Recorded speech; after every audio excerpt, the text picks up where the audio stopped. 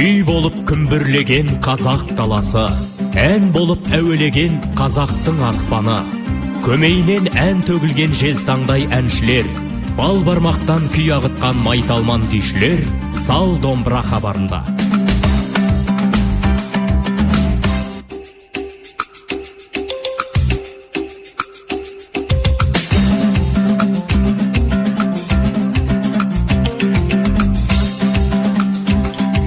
Армысыздар, қадір артық тыңдарман, тікелей эфирде сал домбыра Қазақ радиосын тыңдап отырсыздар. Байланыс нөміріміз 75-72-75, қаламыздың коды 71-72. Хабарды жүргізіп отырған мен Жадыра Жұма Күлбай. Ал сал домбыраның қонағы менің қасымда отырған сүйікті жыршы қыздарыңыз, сыр өңірінің дүлдүлі Күнсұлу Түрікпен халықаралық республикалық байқаулардың жүлдегері. Күнсұлу, қош келдің. Қош көрдік. Күнсұлу, осы уақытқа дейін Қызылорда өңірінде жұмыс істеп келдің, сол жақтың туын желбіретіп жүрдің. Жақында ғана елордамызға келіп табан тіредің. Табан тіреп қана қоймай жұмысқа орналастың. Екінің бірі егіздің сыңары қол жеткізе алмай жүрген Қазақ концерттік бірлестігіне солист әнші ретінде қызметке тұрдың. Құтты болсын. Рахмет. Үлкен бір кастинг болды, иә, сендерге? Байқау болды, қаншама әншілердің арасынан өзіңді және тағы бір әнші қызды таңдап алған екен. Жалпы қалай өтті осы процесс? Енді жаңағы өзіңіз айтып отырғандай, осы уақытқа дейін сол Қызылорда облыстық мемлекеттік филармониясында жаршы қызметінде қызмет атқардым. Қазіргі таңда осы Астана қаласына үлкен талаппен, ниетпен келіп, осы Қазақ концерт мемлекеттік ұйымының сондай бір кастинг болады деп дәстүрлі ән бөлімі бойынша естідім, әлеуметтік желіден де көрдім. Сол кастингке бағымды сынап келіп, сол бағыма орай осы жаққа үлкен, жаңағы өзіңіз айтып отырған көп адамның мүмкіндігі қол жете бермейтін сондай бір қызметке орналастым. Оған Аллаға шүкіршілік етемін. Жаңаға неге дәстүрлі ән кастингіне жер-жерден әр облыстан кәдімгі сен тұр мен атайын дейтіндей дәстүрлі өнерпаздар келіп қатысты. Қанша адам қатысты? Бас аяғы 15-20 шақты адам болу керек, қателеспесем. Ерлан Рысқали ағамыз және Жанғали Жүзбай ағаларымыз сол таланттылардың өнерін бағалап, жаңағы сараптама жұмыстарын жүргізді. Өте жақсы не болды, сондай бір жақсы кеш болды. Талап бойынша не айту керек болды? Талап бойынша өз өңірінен халық композиторларынан 3 шығарма айту керек болды. Сол сыр бойынан өзіміз білетін, сол өзіміздің мектеп бойынша Жиенбай, Тұрмағамбет, Базар аталарымыздың шығармаларын орындап бердім. 3 шығарманы қазылар алқасы дейміз бе? Қалай деп айтамыз енді? Комиссия мүшелері, иә? Комиссия мүшелері. 3 шығарманы толықтай тыңдады ма, әлде бір шығармадан кейін ақ белгілі міне сенің дәрежең қандай? Жоқ. Осы жерден тоқтасаң болады деп айтты ма? Олай болған жоқ. Кәдімгі келген орындаушыға толығымен мүмкіндік берді өзіне. Басынан аяғына дейін асықпай, өзі жаңағы шығарманың мүмкін кіріспесі бола ма, кәдімгі бір толыққанды шығарманы толығымен айтуға, орындап шығуға 3 бірдей шығарманы мүмкіндік берді. Ол мен ойлаймын, орындаушы үшін үлкен мүмкіндік негізі. Бұл енді Қазақ концерттік ұйымы республикалық деңгейдегі ұйым болғандықтан осындай талап қойып жатқанның өзі. Мен білсем, осы жазда арнайы ұлттық музыкаға арналған сол жерде бір бөлім де ашылды. Мұның өзі ұлттық музыкаға деген көзқарастың дамудың бір белгісі ғой, иә? Ал өзге өңірлерде, облыстарда бұл жағдай қалай екенін білмедім. Мысалы, Қызылордадан, филармониядан келіп отырсың. Ол жақта қалай? Осы секілді сараптау, саралау, алдын ала тыңдау арқылы сынақтан өткізе ме әншілерді? Әлде кез келген ниет білдіріп келген жыршыны қабылдай бере ме? Жоқ. Жаңағы өзіңіз айтып отырған, бізде Қызылорда, бір ғана облыста айтайын, өзім тұрған Қызылорда облысында мемлекеттік филармонияда, о жағында өзіңіз білесіз, сырдың елі, жырдың елі бірінші кезекте ол жаққа мән берілетін бұл жыраулық өнер. Сондықтан да сол қара шаңырақта жыршы жырауларды кәдімгі сараптамадан кастинг жасап, кәдімгі кәсіби тұрғыда өткізіп, сондай бір кезеңнен өткізеді. Сосын жыл сайын жаңағы өтіп тұратын категориялық жаңа деңгейлер бар. Олардан да біртіндеп өткізіп, сол жердегі дәстүрлі орындаушылардың деңгейін жан-жақты түрде ашуға мүмкіндік жасайды. Демек, бұндай сынақ, бұндай талап бәрі жақта бар, иә? Енді сал домбыра хабарымыздың аты, домбыраң, жан серігіңді өзіңмен ала келген екенсің. Сыр өңірінде жырдың бастауы, жыр бастау деген дәстүр бар, е? Жырымыздың басын қандай жырмен бастайын деп отырсың? Қазір ең бірінші жыр бастайтын шығармам бұл сырдың бойында сары жырау дейтін жырау атамыз өткен. Сол сары жыраудың бір шағын толғау термесімен бастаған. Бәрекелді. Күнсұлу Түрікпеннің орындауында сары жыраудың шығармасын қабыл алыңыздар.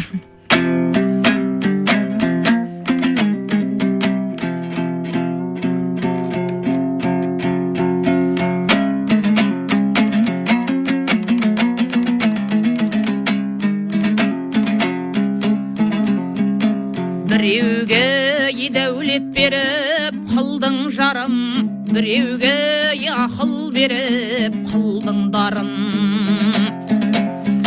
Біреуге судан сұлу ашар беріп, бұлғатып етегіне қойдың арын.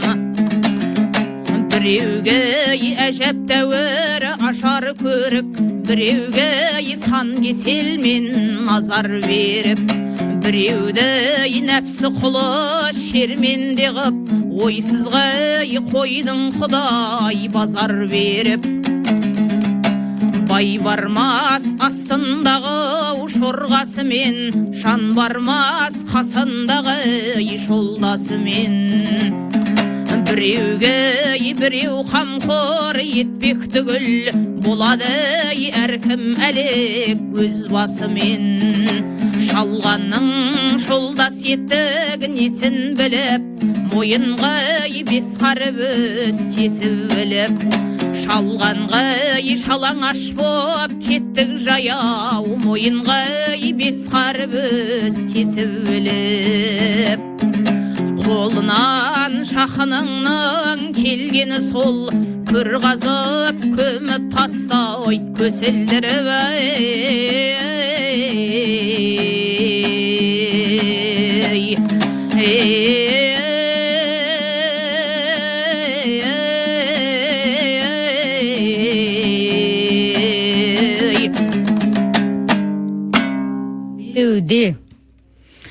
Қазақ радиосына анталаған әлеумет, алқалаған әлеумет деп айтсақ та болады, е? Сал домбыраны тыңдап отырсыздар. Сіздер тікелей эфирден біздің дауысымызды ғана естіп отырған жоқсыздар. Дәл қазір Фейсбуктан, Ютубтан тікелей эфирде бізді бір мезетте көре алатындарыңызды естеріңізге саламыз. Тікелей эфирде Ютуб пен Фейсбукты қоссаңыздар, көріп тыңдауларыңызға әбден болады. 75-72-75 біздің байланыс нөміріміз. Елордадан сөйлеп отырмыз. Бізде бүгін қонақта жыршы, халықаралық республикалық байқаулардың жүлдегері Күнсұлу Түрікпен. Күнсұлу, жаңа домбыра шертіп отырған кезде қолыңа қарап отырмын. Бас бармағың майысып тұрады екен. Бас бармағы әдетте шеберлердің бармағы майысып тұрады дейді ғой. Жыршылықтан бөлек өнерің бар секілді ғой. Енді негізі жыраулық өнер жан-жақтылықты қажет ететін өнер деп ойлаймын. Айтады ғой, ғылымда да синкреттілікті қажет ететін өнер. Яғни ол жырау, ол әнші, ол домбырашы, ол әңгімешіл, ол шешен, ол жаңағы актер, оның барлық жағынан осы жыраудың бойынан барлық табылу керек. Қасиет табылу керек. Өйткені кезінде үлкен жырауларымыз сол бір өзі бір театр болды. Бір елдің кәдімгі тұрмыс тіршілігін жырлады. Сол уақыттың теледидары болды, сол уақыттың радиосы болды, сол уақыттың газет журналы болды. Бір ауызбен айтқанда сол барлық қасиетті бір бойына сыйдырған сондай бір үлкен өнер иесі болды. Енді менің бойымда жыраулықтан басқа кесте тігу, тоқыма тоқу деген жағына қалайсың? Ол жағынан енді бір кәсіби тұрғыда деп айта алмаймын, бірақ енді бар енді аздап айналысатын жаңа беселік жұмыстар ретінде дейсің ғой, сосын ең бірінші осы жыр терме айтпай тұрып, мен осы күй жанрында бірінші сол бағымды сынағамын. Кішкентай күніңнен домбыра тартып бастадың, жырға келгенге дейін. Өйткені жырды өзің бір айтып едің, 11 жасымда бастадым деп, оған дейін домбыра тартып жүрдім. Домбыра тартып жүрдім оған дейін. Білуімізше, Күнсұлу, өзіңнің әкең Түрікпен ағамыз, ол кісі де жыр айтқан. Демек, мынау әкеден балаға берілген өнер, әкеңіз үйде күнде жыр айтып отырғаннан кейін, құлаққа сіңгеннен кейін, жүрекке дарығаннан кейін шықты деп айтсақ бола ма, әлде бір ерекше бір әсері болды ма, басқаша? Қалай деп айтсақ болады? Көзге көрінбейтін бір әсері, қасиеті дегендей. Енді жаңағы өзіңіз айтып отырған қасиет, бұл кәдімгі қазақтың жыраулық өнеріне тән. Бұл әулеттен әулетке жалғасу, болмаса атадан балаға мирас болу, кәдімгі ананың ақ сүтімен, атаның қанымен келетін, кәдімгі біздің қазақта айтады ғой, үлкен өнерге қатысты. Сондай бір қасиеттіліктерді жинай отырған жыраулық өнер сол біздің отбасымызда да көрініс тапты. Өзімнің әкем түрікпен әкем отбасымызда да жыр айтып, енді бір кәсіби тұрғыда айтпағанмен, бірақ құлағында ол кісінің бар адамдығын, өте құймағылақ кісі болған тұғын. Сол жас күнінен бірталай жыраулардың қасында жүрген Көшеней ағамыз бар, Бидас Рүстембеков ағаларымыздың жанында жүріп, жыр термені құлағына сіңдіріп, өзі таза айтатын мақамды. Сосын кімнің қалай айтып отырғанын бір тыңдағаннан бірден ажыратып, сараптап беріп отыратын. Сол үйде де кешкірім уақыт жұмыстан келгесін сол домбыра тартып, неше түрлі мақамдарды салып, бір термелерді айтып, сөйтіп отыратын. Сол бір уақыттардан басталды менің қызығушылығым негізі. Содан кейін әкемізге осындай талабымыздың барын білдірдік. Сосын анамыз бірінші домбыраны үйреніп алсын деп, сол жаңа домбыра курсына берді, сол уақыттарда үйірмелерге. Содан кейін барып, осы шағын термелер, рубаяттар, сол ең бірінші мен ұстазым ретінде мен өзімнің ата-анамды айтам. Аттың сыны деген дүние бар, тұлпарды танитын, жүрік болып келетінін танитын адамдар болады. Сол секілді, енді өнер адамдары да тұлпар сынды, сәйгүлік сынды өнердегі жүйріктер ғой. Оны да алдын ала танитын, ерекше сондай бір қасиеті бар адамдар болады. Енді әкеңіз болғаннан кейін өнерді өте керемет сараптай білген, саралай білген, түсіне білген адам деп айтып отырсыз, Сіздің осылай алысқа баратын, халықтың қошеметіне бөленетін жыршы қыз болатыныңызды таныды ма? Меніңше солай сияқты. Өйткені біздің үйде менің басқа да бауырларымның барлығы жырды түсінеді, оны айтады, домбыра тартады, барлығы домбыраның құлағында ойнайды. Бірақ сол әкем кішкене күнімнен бастап, сол талап білдіргеннен кейіннен бастап ерекше ықыласпен өзі үйреткісі келіп тұратын. Басқа баладан қарағанда сізге назар ауды. Назар ауды. Оның үстіне жаңағыдай, енді жырауларға, негізі жыраулық өнерге тән бұл құймағылақтық қой. Үйреткен нәрсесін өзіне қайтадан дәл солай қылып өзіне қайталап беріп отыратынмын. Сосын сол қабілетімді де байқадыма, сол ерекше бір ықыласпен үйрететін. Кешкілік жұмыстан келіп, бар жұмысын жинап қойып, бүгін шығарманы бітірдің, өткендегіні жаттап болдың ба деп мақам саздарды бір жерден қателестің ба, бірден көңіл күй түсіп кететін, оны өйтіп салмайды. Сөз табылар, бірақ мақамсыздан қателеспе деп сөйтіп айтып отыратын. Мақамсызға өте ерекше көп мән беретін. Құймағылақтық дегенді жақсы айттыңыз. Құймағылақтық деген жалпы слух дейміз ғой. Құлағы бар екен дейміз, құлағы мықты жұмыс істейді екен. Сіңірген дүниені бірден қабылдап алады екен дегендей. Кезінде Хабиба апамыз осыған байланысты әңгіме айтып еді. Ол кісі кішкентай күнде керемет құймағылақ болған екен. 3-4 жасымнан бастап мен дейді 8 аяқтың бір екінші түрі бар. Біз білетін 8 аяқ емес, басқа әні. Соны Хабиб апамыз шатаспасам бір 3-4 жасында тыңдап, кейінге сол кісі жеткізген. Сол кезде мен ойлайтын едім, 3-4 жастағы кішкентай бала қалай ол? Бірақ мен көзім жетті. Кішкентай бала болса да құйып алып айтуына болады екен. Сіз бұрынғыларына 1 рет айтқаннан, 2 рет айтқаннан, немесе 5 рет айтқаннан қабылдайды дегендей дүние болған, дәстүр қалыптасқан. Неше рет айтқанда қабылдайсыз? Мен енді ондай нәрсе менде болған. Ол өмірімде 1-2 рет қана болған. Ол тұрақты, мен ойлаймын, тұрақты болатын нәрсе емес, ол уақыт өте. Ол мүмкін кішкентай балаларда болатын шығар, мүмкін. Қазір енді техника дамыған, телефоннан қайттан тыңдауыңа болады, компьютерден дегендей таспалар бар. Жинап қойғанның өзінде орындаушыға қатысты айтатын болсақ, сол өзім Көрұғылы дейтін дастан бар бізде. Сол тастанды мен жаттауға көп күш салған жоқпын. Анау дастанның сөзі мақамымен бірге құйылып, мен оны бір 3 рет, 4 рет әрі кетсе, өтірік айтпай қояйын, бір 4 рет қайталағанда мен оның барлығын жаттап алдым. Кәдімгідей мақамға салып жаттайтынмын ол уақыттары. Бір ғана мақам емес, бірнеше мақам. Бірнеше мақам. Көрұғылының өзі үлкен дастан, Ұлжан апайымыз жазған Көрұғылы деген дискісі бар, білем. Ол бірнеше сағаттық кетеді. Әрине. Сол дастанды менің есімде қалғаны, сол дастан, Көрұғылы дастанын 3-4 рет айтқаннан мақамымен қоса құйылып, кәдімгі тез жаттап алғанмын. Негізгі бар ғой, бұл жады дейміз ғой, мынау есте сақтау қабілетіне бір таптырмайтын жаттығу. Адамда Альцгеймер деген ауру болады дейді ғой. Сол былайша айтқанда қазақша алжу. Жаттаған адамдарда, кішкентай кезінен, жас күнінен шынықтырған адамдар ешқашан Альцгеймермен ауырмайды екен. Домбыра тартатын адамдар ауырмайды екен. Бәлкім соны шынықтыру керек шығар? 3 рет айту, 4 рет айту деген нәрсені. Мүмкін. Енді қазір өзіңіз айтып отырғандай түрлі қол жетімді мүмкіндіктер бар да, ол нәрселер бір саябырсып қалды. Ол мүмкіндіктер жоқ кезде мүмкін оның жаңағы бір деңгейі бірнеше есе үлкейер ме еді. Бірақ енді қазір өкінішке орай көп мүмкіндік бар. Телефонға иек артып алдық қой әбден.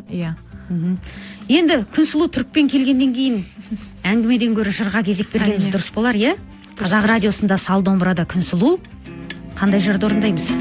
Қазір орындап беретін шығармам мынау Сырдың бойында Тереңөзек дейтін ауданның маңайында Кенжеғожа Құлмырзаев дейтін шайыр өткен екен. Ол кісінің артында көп мұра қалмаған, бірақ сол Сырдың бойының орындаушыларының жеткізуінде анығырақ Қармақшы ауданында мына 100 жырау шыққан жырдың елі дейді ғой, қара шаңырағы. Сол Тұңғышбай, Жаппар Тұңғышбаев дейтін атамыз өткен дүниеден. Ол кісінің енді орындаушылығы, мақам салу сұлулығы өзінше бір ерекше кісі болған. Сол кісінің орындауында осы Кенжеғожа Құлмырзаевтың шайырларға дейтін шығармасы бізге дейін жетті. Көп орындалмай жүрген шығарма, өткен жолы сол Мен қазақпын байқауында да осы шығарманы тұсауын кескен болатынбыз. Оған дейін де Ұлжан Байбосынова апаларымыз орындап жүрді. Бірақ енді соны бір қайтадан жаңғыртып, осы хабарға тағы бір орындап бергім келіп отыр. Бәрекелді.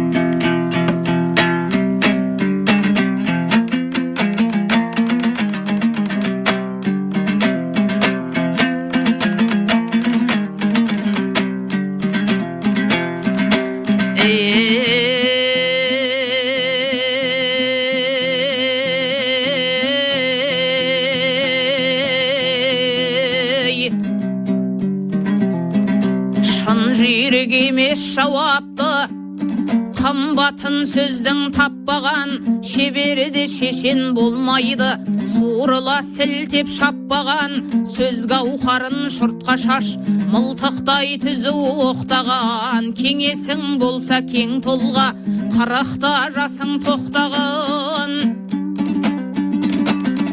Торылаған тәтті қауынның ләззатын білмес татпаған, дананың сөзі дәл келер, ұрпаққа нұсқа хат қалған, әуелгі шайыр Фирдауси, артына назым тастаған, Науаи менен Физули, өзгеден озық пешқадам. Аттары мәшкүр әр жайда, мүждәхиттер көп болған, шәдіде шайыр санда бар, шүбәлі сөзге баспаған, майлы қожа күдері, асан қайғы шолбарыс, нарқы қымбат басқадан, арқада бай алыбым, атағына мақтаным. Сол елден шығып көп шәкірт, өнерге қадам бастаған, Молда Мұса Бұдабай, аққудай даусын баптаған, орта жүздің елінде құлын шақпенен ұл бике сыдырған сөзді таспадан. Кіші жүздің ішінде шорая қылы омарды, есетсе әркім құмарды, арнадан терең аттаған, құлын шақмай көт құлмен бет, сөздерін халық шаттаған, бақты бай төреші жақын, ұйтқытып соққан қос боран, таң мұрын жүсібі ерім бет, жел сөзді әрлеп баптаған. Тұрмаған бет қуаныш, даңқа кеткен туалыс, суындай сырдың қаптаған, арналы жүйрік алшында, мұнанда басқа көп болған, орынбай балтам мәнсүрлер, шу десе жүйрік поштадан, ит алмас ақын жалайыр, салмақты шорға саспаған, шапырашты Сүйінбай, ұстазы еді Жамбылдың, отындай талдың шатнаған. Жоғарғы шатқан дулатта, өзбек бабаң, қарт бабаң, әкім керей Нұралы, Жиенбай шырау мақтаған, қазанғап ақын шаныста, ағызған суды қақпадан, тасқа салса таймайтын, осылар жүйрік ақтабан. Опасыз келте дүние-ай, өте шықтың омыраулап, неше бір жайсаң қасқадан, сөз сөйле тілім кең толғап, гауһардай таза сөз жолдап, кез келіп қапты көпшілік талайдан басын. Қоспағаны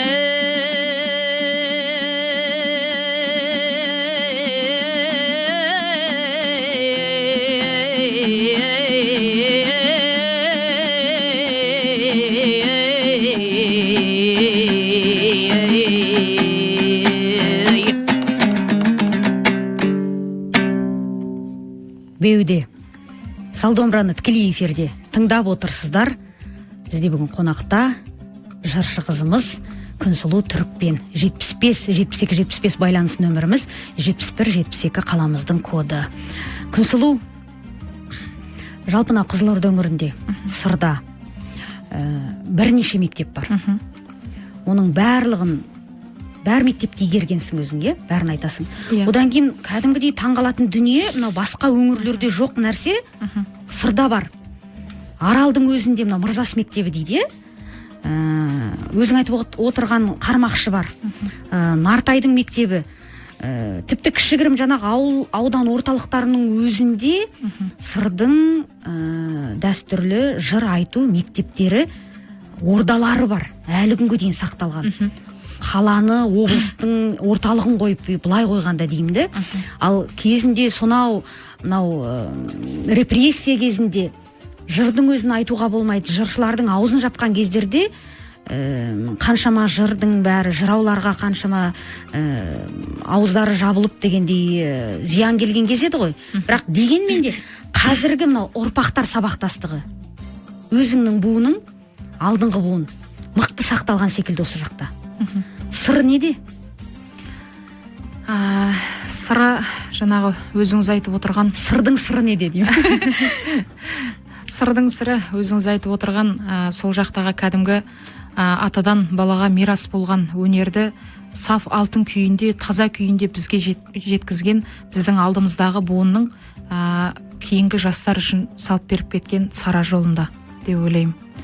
өзіңіз айтып отырған ұрпақтар сабақтастығы, ұстаз бен шәкірттің болмаса мектептің белгілі бір жаңағы жыр мектептерінің өз деңгейінде жұмыс жасап, жыл сайын қаншама шәкірттерді тәрбиелеп, қаншама шәкірттердің осы өнер айдынында, жыр айдынында үлкен концерттерге, үлкен шараларға қатысуында себеп болуында деп ойлаймын. Өзіңіз айтып отырған сырдың бойында кәдімгі жүйеленген 3 мектеп, Нұртуған, Жиенбай, Нартай мектебі және қосымша Сәрсенбай жырау мектебі де айтылады.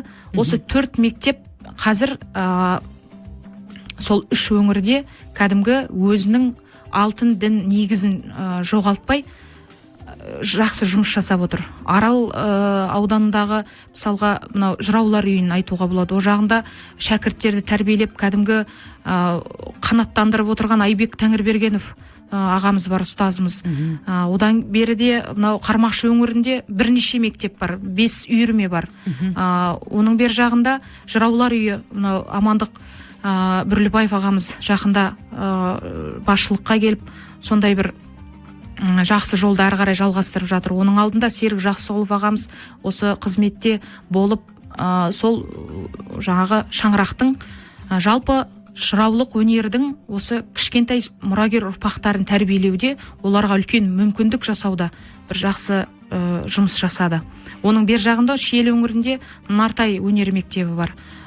Кезінде осы Нартай ән мектебінің шырағын өшірмей отын бүгінгі дейін жағып беріп кеткен және талантты ұрпақ қалдырған, шәкірт қалдырған Құрманбек Бекбейсов ағамыздың өзі осы мектептің кәдімгі іргетасын қалап кетті десек болады.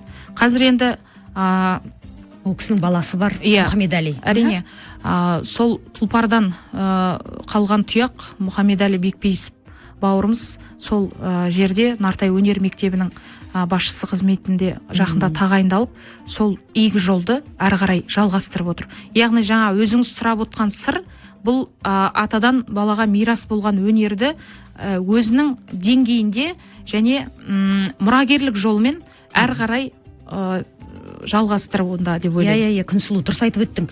Мұрагерлік. Мысалға, елордамызға немесе мынау мәдениеттің ордасы деп Алматыға қарай ағылып кетіп қалуына болатын еді оларға да, бірақ мынау мектепті, бабаның мұрасын, жырдың қасиет қадірін түсінгендіктен өздерінің ауылдарында отыр. Әрине. Түтінін өшірмей түтеді. Екінші бір қасиет бұл жерде тыңдарманда секілді. Сыр өңірі кәдімгідей тыңдармандарды қалыптастырып тастаған. Өйткені тыңдаушылық мәдениет бар. Кез келген сырдың адамын көрсеңіз, жыр тыңдай біледі. Шынымен ақта. Нартайдың жыры ма, Нұртуғанның жыры ма, жаңа сіз айтқан Жиенбеттікі ма, тіпті атын атап түсін түстеп мақамына дейін ажырата алады. Керемет дәстүр ғой шынымен де. Мен өзімнің енді таң қалатын дүнием. Енді тағы да бір жырға кезек берсек. Әрине. Қайсын орындайсың? Қазір Тұрмағанбет атамыздан бір өсиет орындап бергім келіп отыр. Күнсұлу Түрікпеннің орындауында Тұрмағанбеттің өсиеті.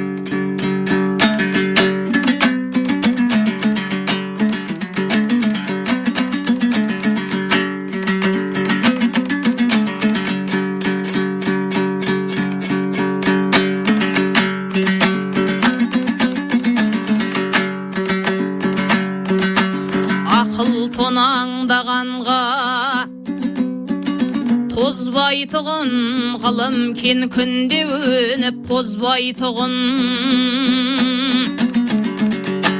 иелік екеуіні еткендердің шаны жоқ жер жүзінде озбайтұғын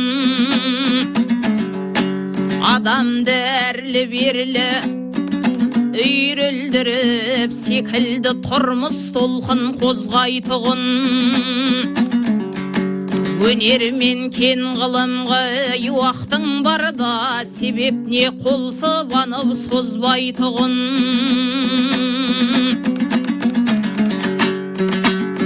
көш кермей өз бетінше бозалаған ботада бостақырда боздай тұғын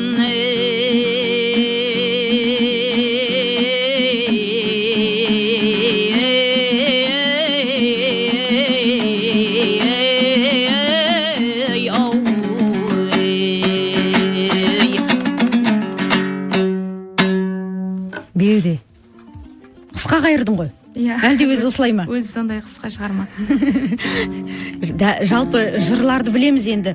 Бір бастасаң таңды таң құрып кете береді ғой.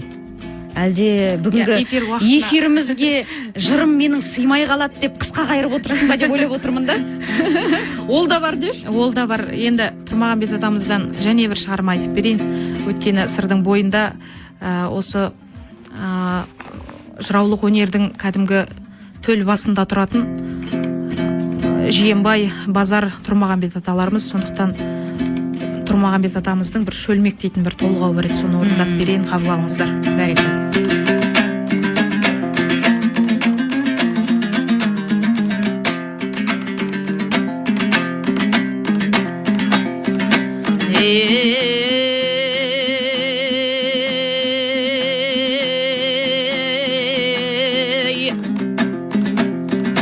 Сөйлеген сөзім аңғайлы, құмартып халқын таңдайды. Шайырдан шатақ сөз шықса, келістік етіп көбісі бір-біріне ымдайды. Сөз өлшеуін білмеген шағала шашулайды. Кәнікі зергер кәтекі орынсыз дүкен құрмайды. Кездік соқса кемсінбей өткізіп саннан шаңдайды. Қылуатсыз қасыпа орынсыз мәжіліс құрмайды. Мұзды балақ қанды көз аң көрмей мойнын бұрмайды. Тал жебектей таза сөз ешеріңді де шармайды. Шақындатпа шаныңа ниеті бұзық сұмрайды. Жазғанда сөзім қыдырды, орал менен торғайды. Харизм жұрты хабарлы, Шорахан төрткіл шымбайды. Киіз үйлі қазақтың есіткен жері сөзімді аяқ асты қылмайды. Бұл мәуретпен жүргенде жас деген шіркін ұлғайды. Бәхәрдағы көп ұлғалы шілдайы түссе қурайды. Үйреніп қалған он саусақ ұста деп қалам тынбайды. Шан барда тілім шайтаңда мезгілсіз шөлмек санбайдың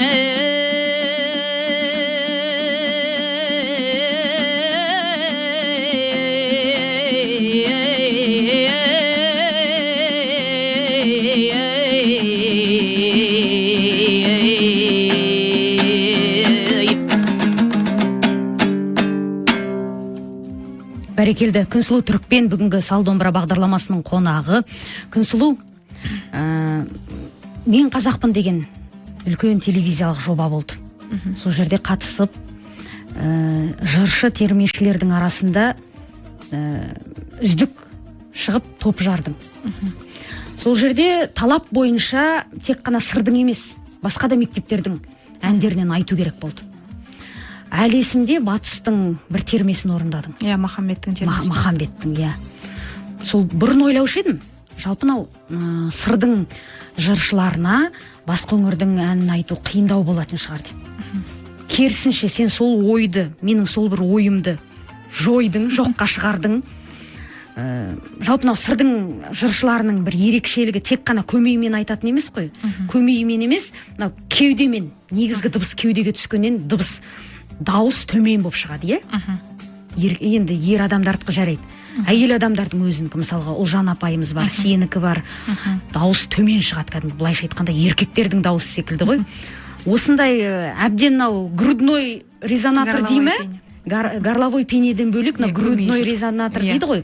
Сол кеуде дыбысты әбден қалыптастырғандықтан болар, кез келген мектептің әнін өзінің бір деңгейінде айта алатындай мүмкіндік бар екен. Рахмет.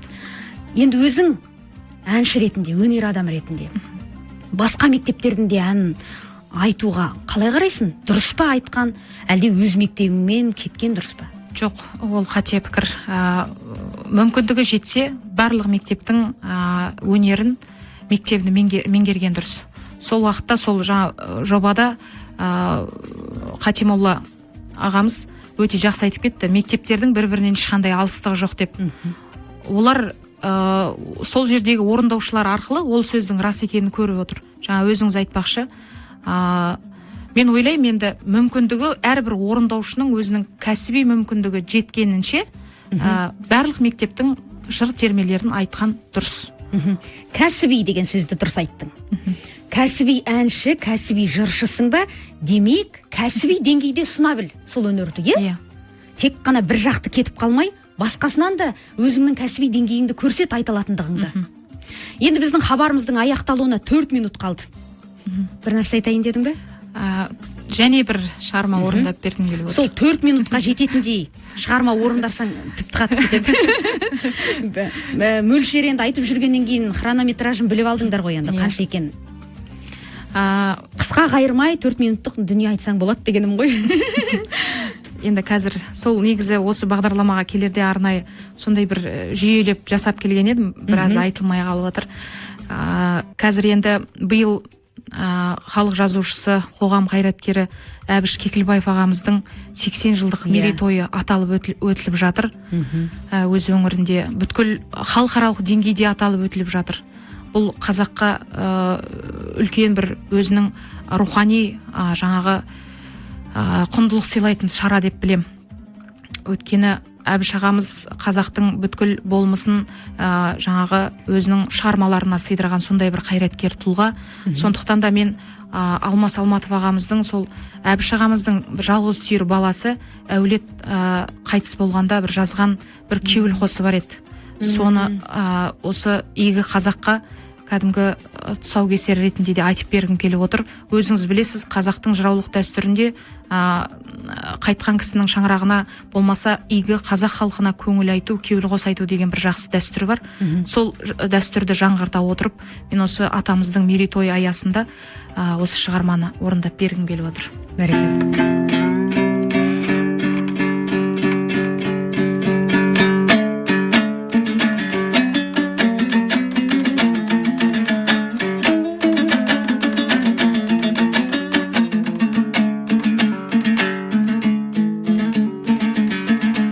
Ассалаумағалейкум арыстан жалай батты, алашқа сүтін азамат, адамдықтың ақ туы шалғаннан жөнеп кеткенше қолыңда ерлер аманат. Халыққа біз қоғлансыз адасқанға шолайтып тілеуін тілеп саламат. Қалыңға түскен құсыңды қанатынан қайырып жатсыз баға азалап. Алла сіне амал не өз беріп өз алды, шер құйып жанға шаралап. Балдан тәтті ажал оқ кезекті нәубет келгенде омыртқадан қадалат. Уайым қақпан құрулы тасты тескен тамшыдай оты бойға таралат. Қайғы мен сабыр ақылдың теретесін аға, теңізді шүкір деп барға қанағат. Қайғы қонағаттанар, сабыр қорған сарайын, ақыл ұстар тазалап. Сазды басы шетіліп шабушы еді қазанат. Қарасы қандай піл болса, шарасы сондай көрінері, қазалы шанға салауат. Ерге берген қайғыны ел көтерер деген бар. Ойлаңыз аға саралап, бәтеке сопы баласы палуан құлды көріп ем, келетін үйге шағалап. Төрттілік малдың бәрі сай, перзентсіз өтті дүниеден, жүретін елді аралап. Қуанбадым туды деп, жұбанбадым өлді деп, азасын сойып қазалап. Я Алла, мұнша қаһарың, тамырымды тасқа тақадың, ей мен пендеңді жазалап. Дегенді үлкен кісілер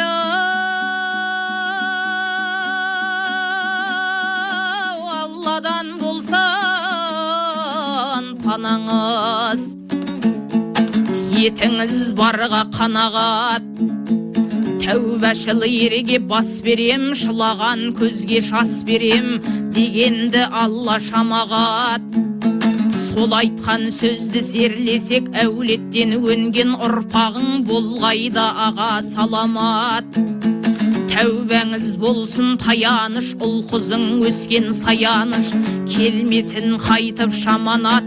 Дұғадан ізде бағланды, еншісі ердің сол болар, ей Алладан бұйрық аманат.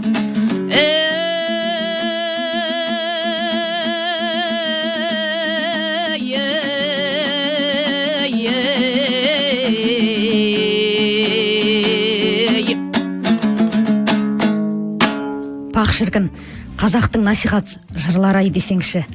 Күнсұлу, саған рахмет. Сізге де рахмет. Бақытжанға да рахмет. Біздің хабарымыз негіз 40-та аяқталу керек болатын. Жырдың түбіне, тұңғиығына үңілгені соншалық бізге уақыт беріп отыр. Рахмет, Алла разы болсын. Дауысың ешқашанда қарлықпасын, қазақтың ұлттық өнері үшін еңбек ете бер. Үлкен рахмет. Сізге де. Хабарды жүргізген Жадырашма Күлбай, бізде бүгін хабарда қонақта болған Күнсұлу Түрікпен. Шаңырағымыздан ән, күй, жыр ешқашан үзілмесін. Амин.